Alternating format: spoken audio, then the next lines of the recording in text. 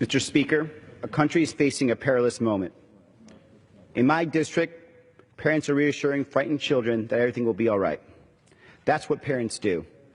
Our jobs as member of Congress is to do the best we can to make sure those reassurances come true. Mr. Speaker, I was born and raised in Chicago. In 2000, I voted for the first time in my life. I voted for Barack Obama to serve in this chamber. While he did not win that election, I was inspired by his message of reform, change, and hope. Throughout his life and career, Barack Obama has always tried to bring people together.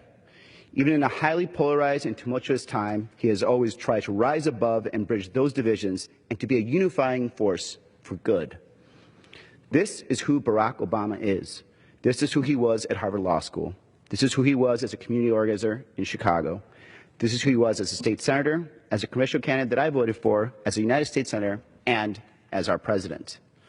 Right now, President Obama is discharging his constitutional obligation to orchestrate an orderly transition of power to a new president. I understand and I respect why, under those circumstances, he has chosen to emphasize a message of national unity.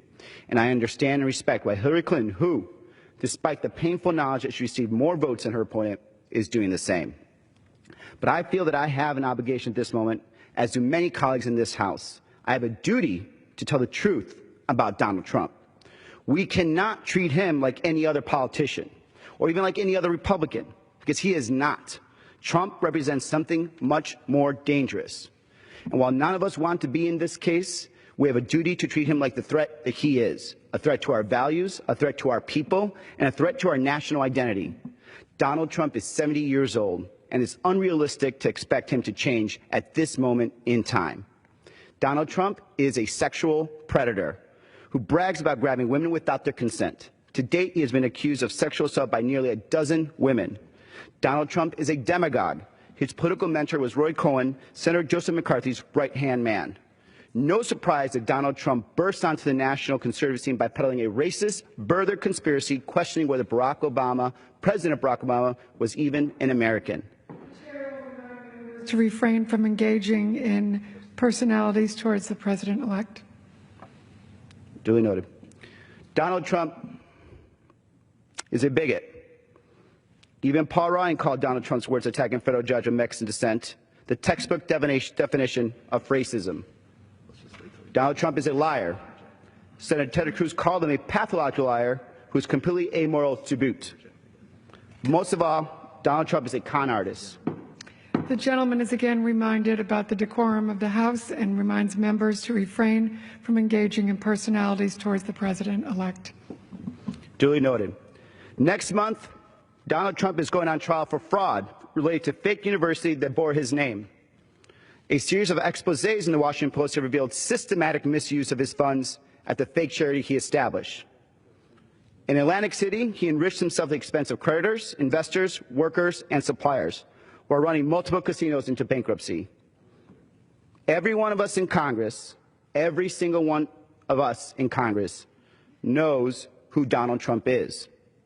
It does not matter what he says today or what he does tomorrow.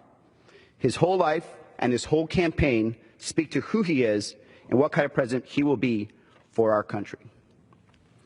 We should be horrified because it is horrifying. The man that boasted, "I will alone fix this," will fix nothing. He has broken us apart. Millions of Americans are living in fear because he has threatened them. Muslims, Latinos, African Americans, women, the disabled, the LGBT community, and more. Donald Trump will be our next president. We here in Congress must oppose his agenda. We must oppose his efforts to increase his power. Anything that makes Donald Trump more powerful makes him more dangerous. Look at who Donald Trump is. Look at the life he has led. Look at the campaign he ran. No one should be under any delusions. No more in my lifetime have we needed stronger, aggressive, innovative, strategic leadership from the Democratic Party and the progressive movement that he fuels.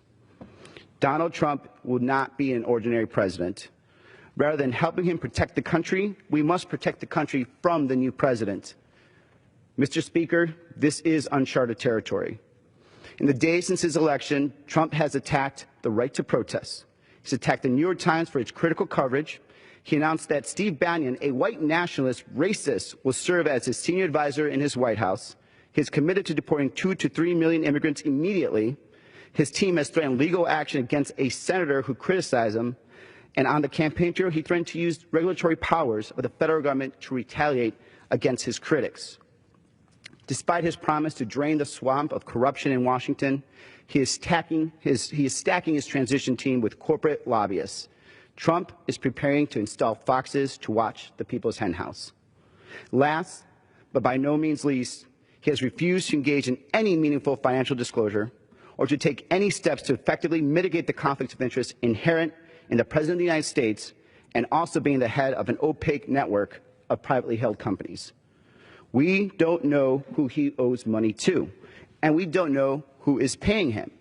He's installed his children and heirs to manage his company even while they serve as top advisors to his transition. Given everything we know about Donald Trump and everything we don't know, I was alarmed by the words of senior leaders from the progressive and centrist wings of the Democratic Party regarding their openness to working with Donald Trump on infrastructure. Under ordinary circumstances, we would welcome a plan to invest in America's infrastructure.